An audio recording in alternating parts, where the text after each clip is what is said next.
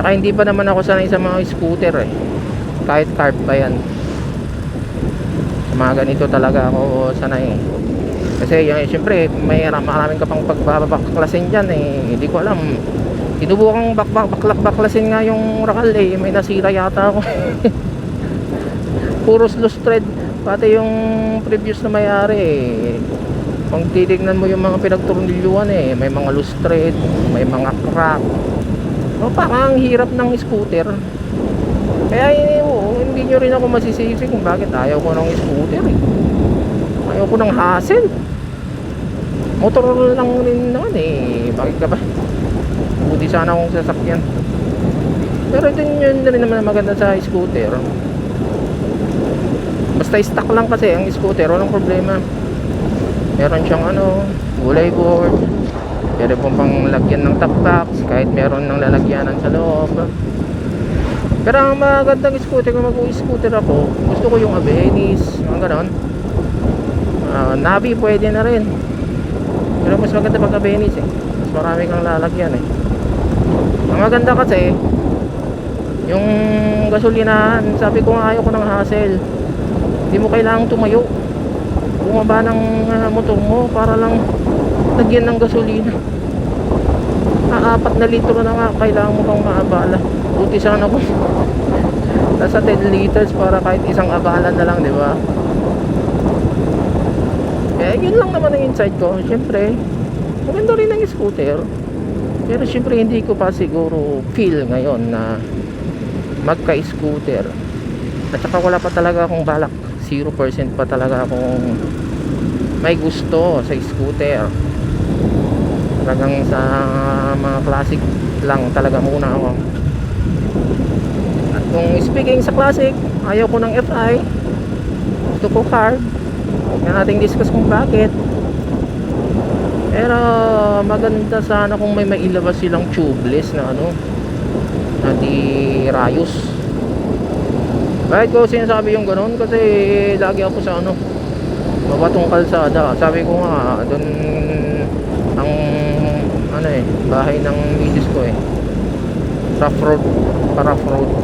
Layo-layo. Talon ng motor. Kaya nga yung tricycle ko daling-dali yung nun eh. Yung oil seal niya eh. Laging madumi. Laging natatagtag kasi. Kasi nag-uwat rin kami ng umaangkat rin kami ng tubig. Pangligo, panghugas, pangluto. Kahirapan talaga doon. Tricycle ko YTX.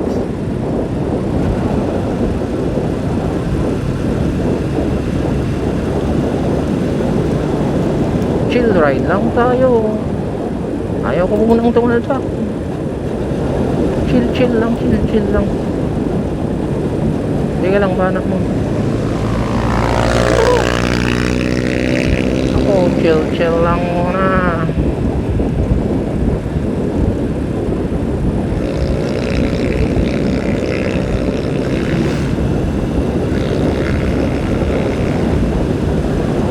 Nako, kawawa yung makina ng scooter. Yan pang mahirap sa scooter eh.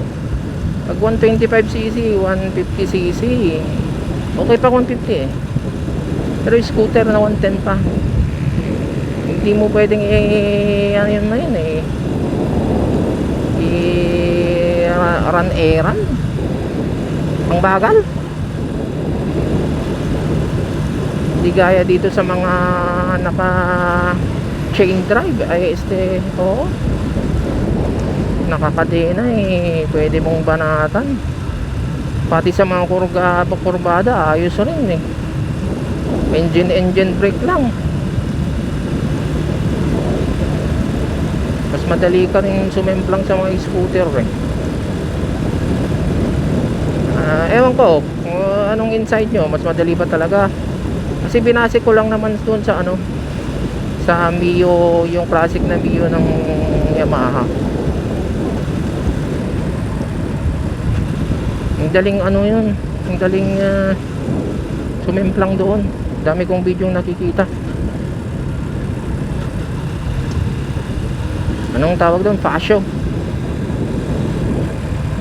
Nag-comment pa nga ako dun eh, kung ganyan ka rin lang magmaneho eh, dapat nag-Aerox ka na lang, ba't ka pa nag-Casio, sabi ko.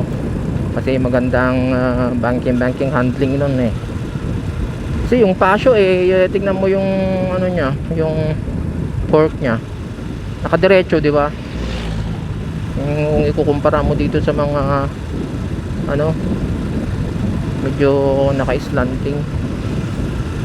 Mas masarap, mas safe i-kurbada. So yung Mi Fashion naman hindi yun naman ginawa para pang racing, ginawa pang racing eh, kahit sino naman eh. Kaya ano kaya sa insight nyo, madali bang sumemplang talaga sa scooter? So far yung sikat na click nyo, pa akong nababalita ang sumemplang doon eh, dahil biglang lumiko yung manibela niya, baga yung na overlick ko, biglang bumawi yun.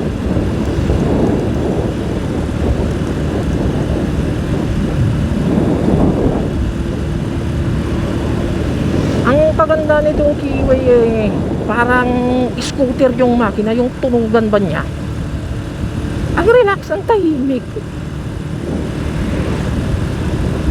Ang problema ba sa mga scooter kung minsan, para lumakas, modify mo yung tambucho, ang ingay, problema mo.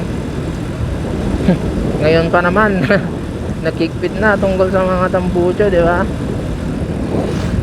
Tapos ano pa yung mga pinapalitan nyo? Flywheel ba yun? Diba mga panggilid, narinig ko lang yung mga yan eh. Ewan ko kung nabumodify yan para lumakas. Mga racing ECU, mga CDI, ganun. Kami simple lang eh. Carburetor kung gusto mo. Gusto mo pang mas malakas o de sprocket. Kahit sa likod lang. Kung gusto mo pang mas sulit sa lakas o de kahit yung engine sprocket, palitan mo rin yung engine sprocket. Ano bang gusto mo? Hindi lang to palakasin eh. Kahit 110cc lang to, kaya mong patakbuhin ng 100.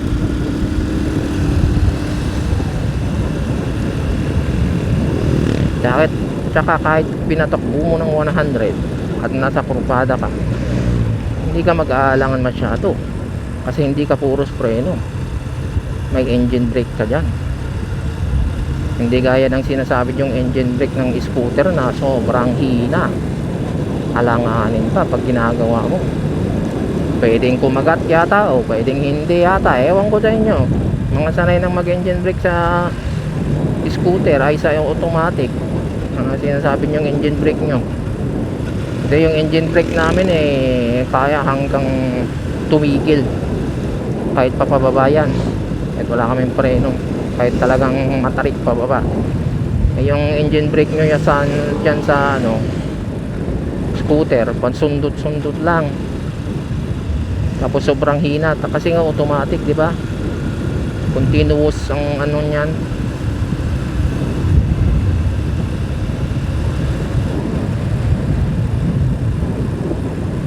Siyempre yung mga ano, nagmamaneho lang ng automatic, never pang nagmaneho manual, saka hindi marunong magmanual. Hindi naman lahat ng nagmamaneho ng manual marunong eh. Marunong lang silang magmaneho, pero hindi nila alam paano gamitin ng mabuti yung makina ng manual na motor nila. Hindi mo maintindihan yung sinasabi ko tungkol sa ano, kurbada na pwede kang tumigil kaagad kahit nga hindi ka mag-braking eh, kahit hindi ka mag-handbrake, mag-foot brake. Oo, gaya nito, narinig nyo yung dagongdong ng makina ko. Siyempre tricycle driver ako, kaya ano, alam kong mag-engine braking. Pero hindi rin naman lahat ng tricycle driver, lalo na itong mga matatanda, alam mag-engine braking. Sinasabi pa nga nila eh, sira ang transmission mo. Nakikipag-discussion ka pa ba sa kanila? Ayaw nilang maturo, iliwag. Ganun lang naman, di ba? Ito, overtake tayo. High gear. Oh, mataas pa RPM ko niyan, sa high gear. Oh, pwede ako mag low gear kaagad. Hindi mo lang maririnig itong coffee racer ko kasi stuck ang tambucho nito. Kahit palitan natin ang tambucho nito, hindi po pa rin marinig kahit naka bullet pipe ito. Kasi hindi naman ito big bike gaya sa mga big bike na kahit hindi mo ini-engine brake dinig na dinig pa rin yung makina. Sa mga big bike madalas sa mga yan meron ng auto blip, kaya kahit hindi marunong yung nagmamaneho ng manual, pwede siyang makapag engine brake kasi may auto blip yan. Pero ang problema, kahit futuristic na nga yung big bike mo, pag sa biglaan, preno ka pa rin ng preno, sobrang apak mo pa rin sa preno, yung ABS ang inaasahan mo kasi wala kang tiwala sa auto blip. Takot ka, yan yung takot mong yan ang papatay sa'yo sa big bike mo. Sa bigat pa naman ng big bike, puti sana ko yung 400 na motor star kung ganun kagaan, tapos may auto blip, di ba? Pero ganun pa rin kagaan. Kung wala kang tiwala sa engineer na nag-develop ng safety mo sa auto blip, wala. O, di ba? Kung may mga ganyan, pwede kang mag-engine brake. Unahin mong i-brake yung engine mo bago yung preno mo. Pwede po mo pangang sundan kahit dalawang engine brake kayang na magpasunod. Kasi kadalasan naman ng mga motor ngayon may limiter na hindi naman basta sasabog ang motor mo. Pwera na lang kung inalis mo yung limiter mo. Ako wala akong balak alisin, bakit naman? Safety ko yan para kahit hindi ko ginamitan ng preno, puros engine brake, hindi masisira ang makina ko, pero safe pa rin ako. Safe kaming dalawa, di ba? Oh, engine brake, oh, engine brake pa, oh, di ba? Magkasunod. Biglang tigil dito, bakit? May eskwelahan ganun ang benta pag marunong ka mag engine brake, kasi yun naman talaga ang sistema ng manual na motor. Sinasabi ko sa'yo, 80% or halos lahat ng mga tricycle driver na mga to hindi marunong mag engine brake. Sinasabi ko lang sa inyo, maniwala kayo sa akin.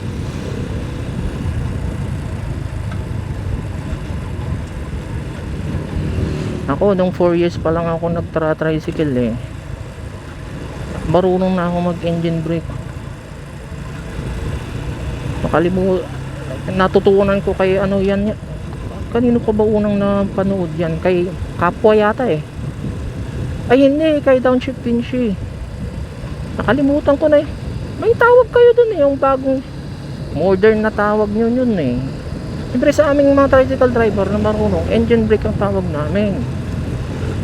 Teka nga, panuurin ko ulit. Ano bang tawag nyo doon? Wala engine brake lang may type ko Ano tawag nyo doon? May English yun English yun yung tawag nyo doon yung modern na tawag kalimutan ko lang. Pero ito na nga, malapit na tayo kay Mrs. Baga chill na lang muna bago natin sunduin kasi may oras pa tayo. Ano pa muna dapat ang ating gagawin? Jollibee? Ice cream muna. Sikreto natin. Ganyan tayo kung minsan siyempre binibigay na natin lahat minsan naman magsikreto tayo kahit pagkain.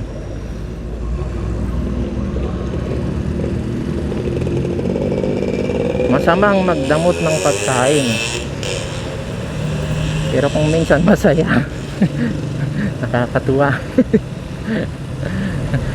Ice cream ka tapos yung asawa mo hindi. Hihi.